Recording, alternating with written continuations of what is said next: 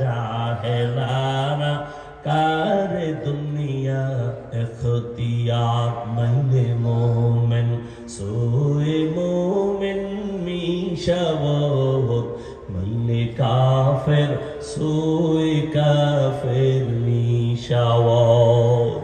এই জন্য আল্লাহ তাআলা বলেন, ইয়া আইয়ুহাল্লাযীনা আমানুত্তাকুল্লাহ ওয়া কুনু মা'আস সাদিকিন। ও দুনিয়ার মুমিন, তুমি আমি আল্লাহকে ভয় করো, তাকওয়া অর্জন করো, আর আমার প্রিয় গোলাম যারা আমার ওলি সাদিকিন সালেহিন এদের বন্ধু হইয়া থাকো। কেন? তোমার জীবনটাকে তুমি গড়ার জন্য আল্লাহওয়ালাদের সাথে বন্ধুত্ব বানাও, তাদের নেক নজর লাগাও।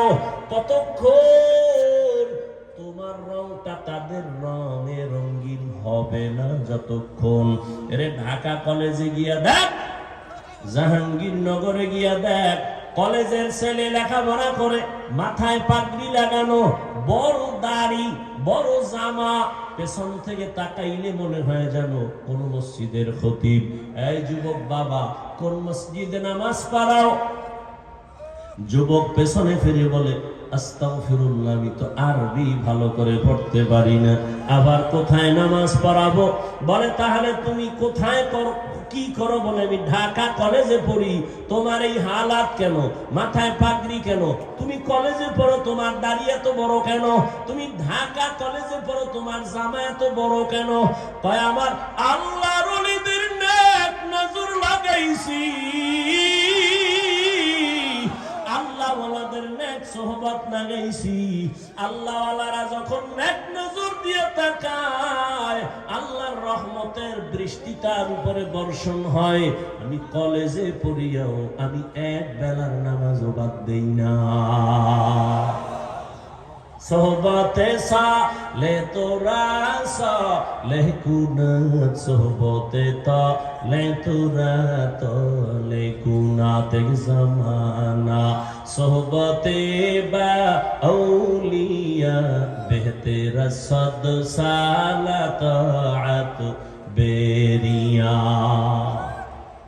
আচ্ছা, আমাকে একটা সত্য কথা বলেন তো, আল্লাহকে সাক্ষী রেখে আমার যুবকদেরকে বলছি, শিক্ষিত বাবারা, এই যে প্যান্ডেলে বসছেন, দু চার কথা শোনার পরে আল্লাহকে সাক্ষী রেখে বলেন, আপনার দিলের মধ্যে কিন্তু দাগ কাটছে, ধাক্কা লাগছে? মিথ্যা বললেন, লাগছে? নগদ নগদ প্রমাণ। উলামায়ে কেরামের সামনে বসলে যদি 1 ঘন্টার কারণে আপনার দিলের মধ্যে একটু ধাক্কা লেগে যায়, আমি তো আল্লাহর কসম করে বলি, যেই আল্লাহর বান্দা উলামায়ে আহলে হক আল্লাহওয়ালাদের সামনে 1 ঘন্টা না, বছরকে বছর, বছরকে বছর, বছরকে বছর আল্লাহওয়ালাদের সঙ্গে জীবন কাটাইবে, ওই আল্লাহওয়ালার নজরে আর বয়ানে ওর দিনের মধ্যে ধাক্কা লাগতে লাগতে লাগতে লাগতে এমন ভাবে ওর অন্তর থেকে দুনিয়া দূর হয়ে যাবে, ওই বান্দা তখন আমার আল্লাহর এমন আশিক হয়ে যাবে। ওই বান্দা হাঁটতে, চলতে, উঠতে, বসতে সব সময় তালাশ করবে আমার মালিক।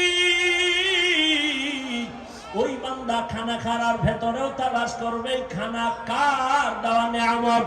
বান্দা চিন্তা করবে, আমি খানা খাইতেছি, কিন্তু এই খানা আমার কে খাওয়াচ্ছেন? ওই মালিকের তো এখনো পর্যন্ত চিনলাম না। দুনিয়ার বাড়ি, গাড়ি, টাকা পয়সা সব আমি পাইলাম, আমার বাড়ি, আমার গাড়ি, আমার টাকা, আমার আমার আমার বলি, কিন্তু চিন্তা করিয়া দেখলাম মরার পরে যেই কবর হবে, সেই কবরও কিন্তু আমার না। যেই কবরে আমাকে রাখবে, এই কবরও আমার না। আমার হাতে একটা ঘড়ি লাগানো আছে, আমি যদি মরিয়া যাই, একটা ঘড়ি খুলে আর একজনের হাতে দিয়ে বলবে ঘড়ি আমার। তা আমার যা বলতেছি, আসলে আমিও তো আমার না। এরে দুনিয়ার আশিক, দুনিয়া নিয়ে ভাবতে ভাবতে ভাবতে ভাবতে তোমার ঘুমের মধ্যে দুনিয়া, নামাজে দাঁড়াইলেও দুনিয়া। এজন্য শামসুল হক ফরিদপুরি রহমাতুল্লাহ আলাইহি বলে, দুনিয়াতে যত মানুষ দেখো সব পাগল পাগল পাগল, সব পাগল। কেউ টাকার পাগল, কেউ ক্ষমতার পাগল, কেউ নারীর পাগল, কেউ গাড়ির পাগল। কি দুনিয়ার সব পাগল, কেউ টাকার পাগল, কেউ ক্ষমতার পাগল, কেউ নারীর পাগল, কেউ গাড়ির পাগল। কথা বলেন না, সবাই কিন্তু পাগল। যে নারীর পাগল 24 ঘন্টা তার স্বপ্নে নারী নারী নারী। যে গাড়ির পাগল সে স্বপ্নের মধ্যে গাড়ি আর গাড়ি। যে বাড়ির পাগল উঠতে বসতে চলতে ফিরতে বাড়ি বাড়ি, আমার বাড়ি আমার বাড়ি আমার বাড়ি। যে ক্ষমতার পাগল সে ঘুমায়, ঘুমের থেকে উঠে সব সময় আমার ক্ষমতা, আমার চেয়ার আমার চেয়ার। সবাই কি পাগল? সবাই কি? এই পাগলের মধ্যে আবার একদল আলাদা পাগল। এরা ক্ষমতার পাগল না, নারীর পাগল না, গাড়ির পাগল না। এরা একমাত্র আবার আল্লাহ তাআলার পাগল। কার পাগল? আমার কথা বুঝেননি? সবাই কি? সবাই কি? আমার কথা কারো প্রশ্ন থাকলে বলেন যে না কেউ পাগল না। সবাই পাগল না? নারীর পাগল, গাড়ির পাগল, টাকার পাগল, ক্ষমতার পাগল, চেয়ারের পাগল, ঠিক নেই? আর যে জিগার পাগল 24 ঘন্টার ফিকির কি ওইটা নিয়ে। আর একদল মানুষ এই জমিনের একমাত্র আসমানের মালিকের পাগল, খুঁজে মালিককে। জমিনের পাগল তালাশ করে এই জমিনের মালিককে, বারবার তালাশ করে এই জমিনকে বানাইলেন। সূর্যের দিয়ে তাকা, তালাশ করে এই সূর্যের মালিককে। চন্দ্রের দিয়ে তাকায় চন্দ্রের মালিক। বান্দা হাঁটতে চলতে ভাবে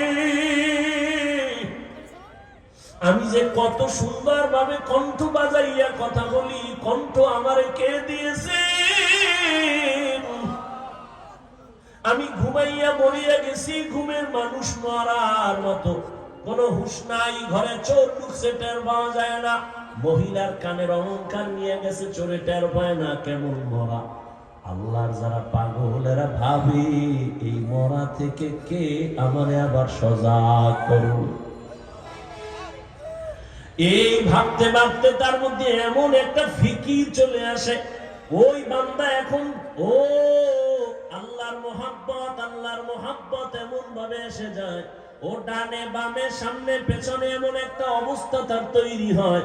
ওই বান্দা তখন শুধু আল্লাহর তালাশ করে, আল্লাহরে তালাশ করে কেমনে তার সাথে মোলাকাত হবে। আল্লাহর মোহাব্বত নিয়ে ভাবে আমি তো বাড়ি পাইলাম, গাড়ি পাইলাম, টাকা পাইলাম, বিবি পাইলাম, সন্তান পাইলাম, কিন্তু এদের যিনি বানাইছেন তার সাথে তো এখনো পরিচয় হয় নাই। তার সাথে আমার পরিচয়ের দরকার। কোথায় পাবো?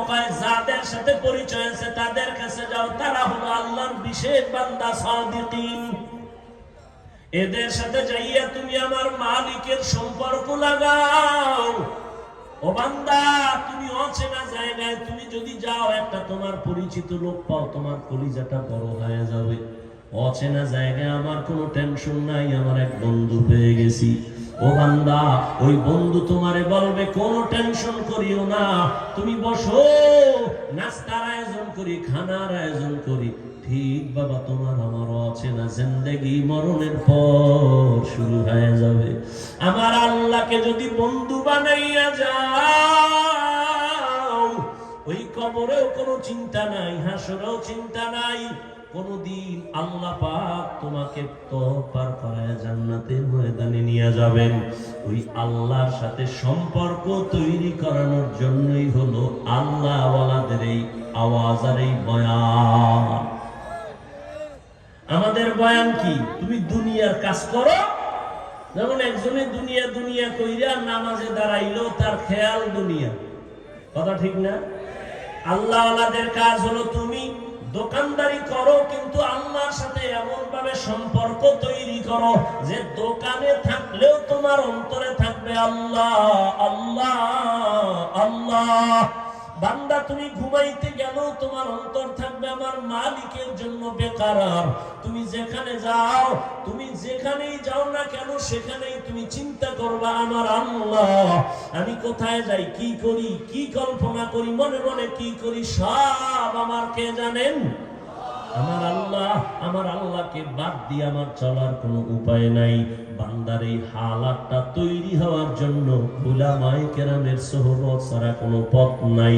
এরে আল্লাহর বান্দারা, আল্লাহর ভয় তাকওয়া অন্তরে জমা করো।